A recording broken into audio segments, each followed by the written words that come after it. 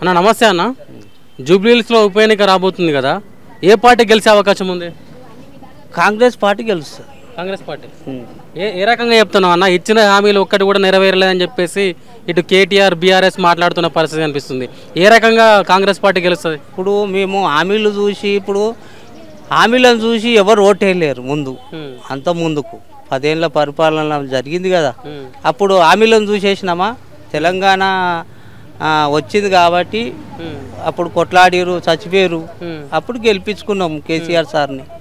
ఇప్పుడు నవీన్ అన్నకు టికెట్ వచ్చింది, అప్పుడు 10 సంవత్సరాలు పరిపాలన జరిగింది.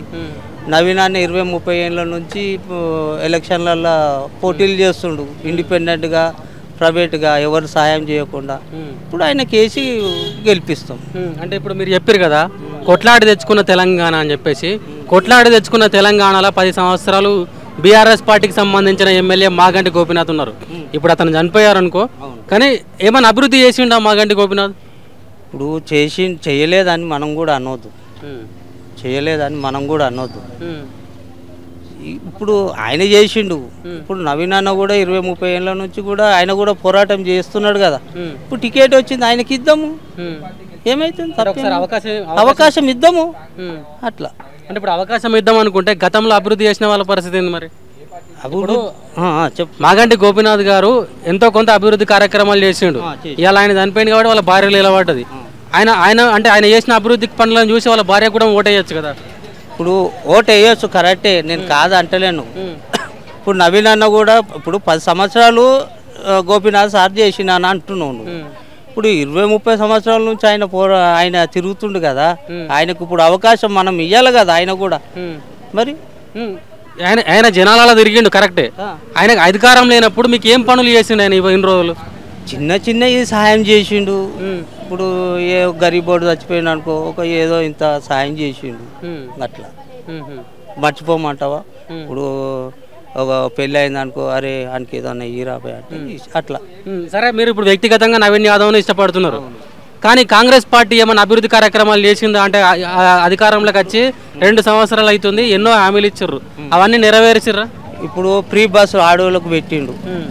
ఇప్పుడు నేను శంకర్పల్లి పోవాలన్నా, ఇప్పుడు కలెక్టర్ ఆఫీస్ పోవాలన్నా నేను తిరుగుతున్నా, నా బాధ నాకు తెలుసు. భూభారతి మంచి పథకం పెట్టిండ్రు కాంగ్రెస్ ప్రభుత్వం. భూభారతి రికార్డు లేని వాళ్ళకి, రికార్డు కాడ అయిన వాళ్ళకి ఇప్పుడు భూభారతిలో అప్లికేషన్ రాసి మొన్న షెడ్యూల్ జరిగినుండే, ఊర్లో షెడ్యూల్ జరిగినుండే. నేను కోర్టుకు అక్కడిక్కడ తిరిగినాము, కాలేదు. ఇప్పుడు భూభారతి నుంచి మొన్న అప్లికేషన్ నింపేసి వచ్చినాము, తిరుగుతున్నాము. ఇప్పుడు నేను నా భార్య తిరుగుతున్నాము. ఇప్పుడు నా భార్యకు 10 రూపాయలు మిలిగే కదా, మరి నాకు అదైతే సాయం అవుతుంది కదా. కొన్ని ఇంప్రూవ్మెంట్లు అయితాయేమో కాంగ్రెస్లో. ఇప్పుడు నవీనాన్ని వచ్చిండు, ఇంకేమున్నదో ముంగట కాంగ్రెస్.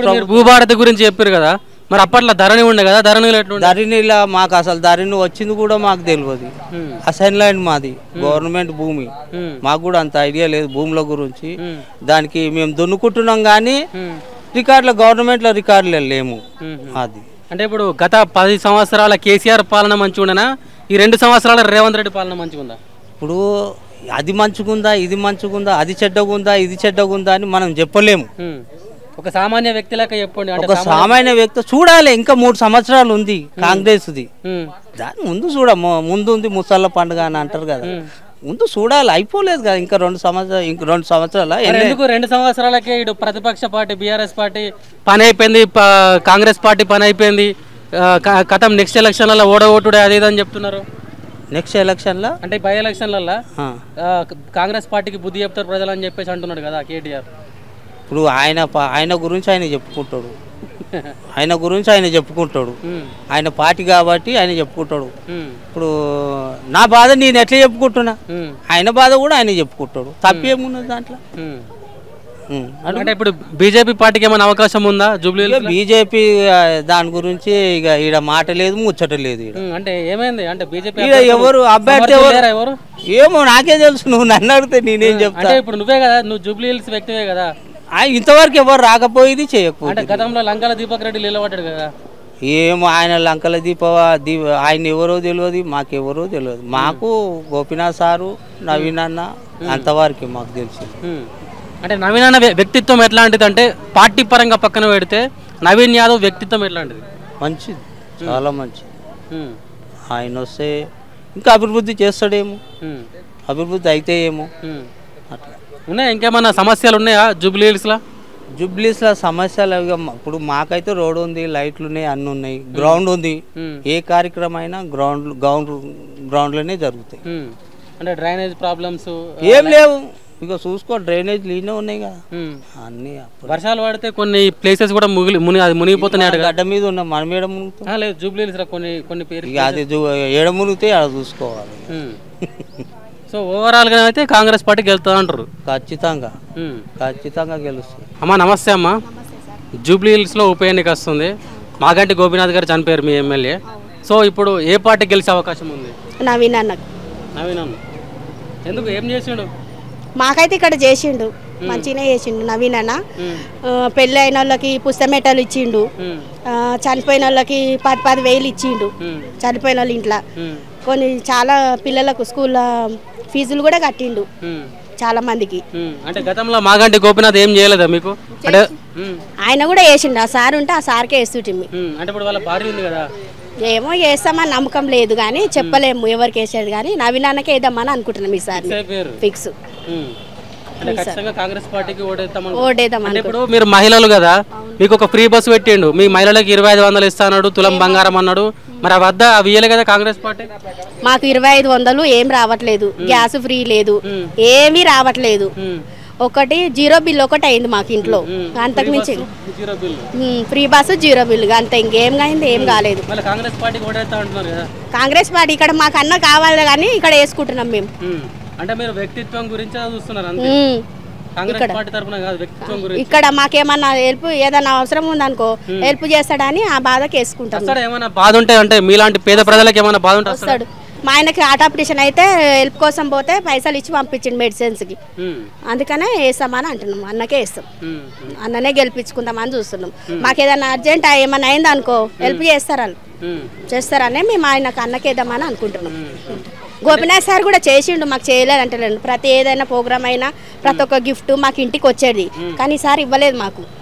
ఈసారి ఒకటే ఓటు ఇంటికి ఒకటి ఇచ్చిర్రు, ఇక్కడ ఇంటికి ఒకసారి వంచిర్రు, ఇంటికి ఒకటి ఇస్తాము, ఇంటికి ఒకటే ఓటు వేయండి అని అన్నారు. సరే మీ ఇష్టం అని మేము అన్నాము అంతేగా. అంటే ఇప్పుడు మాగంటి గోపినాథ్, నవీన్ యాదవ్ వీళ్ళిద్దరితో కంపేర్ చేస్తే ఎవరు బెటర్ అమ్మా?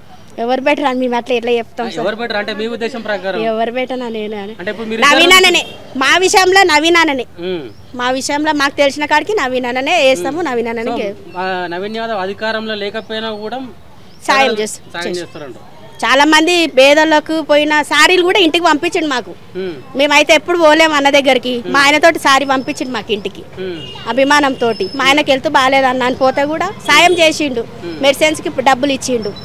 ఇక్కడ అందరిని అడిగిన టీఆర్ఎస్ మేడం వాళ్ళు అందరిని అడిగిన ఎవరు సాయం చేయలేరు. నవీన్ అన్న దగ్గరకు వస్తే మాకు సాయం చేసిండు తెచ్చుకున్నా. అందుకని నవీన్ అన్నకి వేద్దామని అనుకుంటున్నాం. పక్కా నవీన్ అన్న గెలుస్తారంటారా? పక్కా గెలుస్తారో గెలవరో మాకు తెలియదు కానీ మేమైతే మా ఓట్లని నవీన్ అన్నకే పోతాయి. ఇక్కడ నమస్తే అన్న. జూబ్లీహిల్స్ లో బై ఎలక్షన్స్ వస్తున్నాయి కదా, ఏ పార్టీ గెలిచే అవకాశం ఉందన్న? మన కాంగ్రెస్ గెలిచే అవకాశం ఉంది. నవీన్ యాదవ్ గెలిచే అవకాశం ఎక్కువ ఉంది. ఏం చేసిరన్న కాంగ్రెస్ పార్టీ అధికారంలోకి వచ్చి 2 సంవత్సరాలు అవుతుంది, ఇచ్చిన హామీలన్నీ నెరవేర్చలేదని చెప్పేసి ప్రతిపక్ష పార్టీ చెప్తుంది కానీ ఉచిత బస్సుది ఫ్రీ ఉంది, కరెంటు బిల్లుది ఫ్రీ ఉంది, గ్యాస్ది కూడా వస్తుంది. ఇవి ఫ్రీ వస్తూనే ఉన్నాయి. కాకపోతే మాగంటి గోపీనాథ్ చేసిండు, కాకపోతే కాదు రేవంత్ రెడ్డి మన దానికి కష్టపడి చేస్తున్నాడు. నవీన్ యాదవ్ 100% గెలుస్తాడు. అంటే గతంలో మాగంటి గోపీనాథ్ ఉన్నారు కదా, ఏమైనా డెవలప్మెంట్ చేసిండు జూబ్లీహిల్స్ని? జూబ్లీహిల్స్ అంటే అప్పుడు టీఆర్ఎస్ ప్రభుత్వం ఉండే చేసిండు, ఇప్పుడు కాంగ్రెస్ ప్రభుత్వం. నవీన్ యాదవ్ కంపల్సరీ చేస్తాడు. ఆయన ఇంటింటికి వచ్చి తిరుగుతాడు, అర్ధమరాత్రి ఫోన్ చేయి వచ్చేస్తాడు నవీన్ యాదవ్. అది ఉంది. బీజేపీకి ఏమైనా అవకాశం ఉంది? బీజేపీకి అస్సలు లేదు. కుల మతం భేదం ఉంది,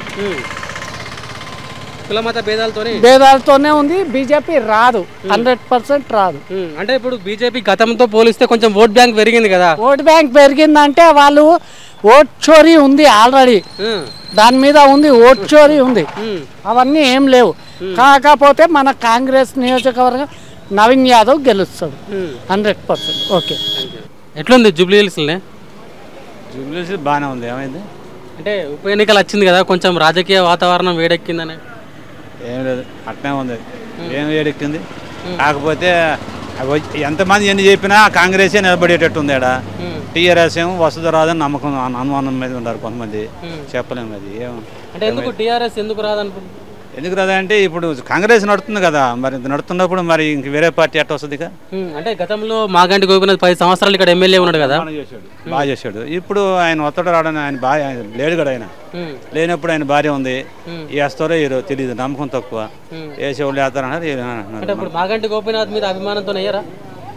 వేస్తారు, కానీ ఈ రెండు పార్టీలు పోటీగా ఉండే, ఏది గెలుస్తుందని మనం చెప్పలేము. అది అంటే ఇప్పుడు నవీన్ యాదవ్ ఉన్నాడు కదా, ఆయన ప్రజలలో తిరుగుతాడేమో.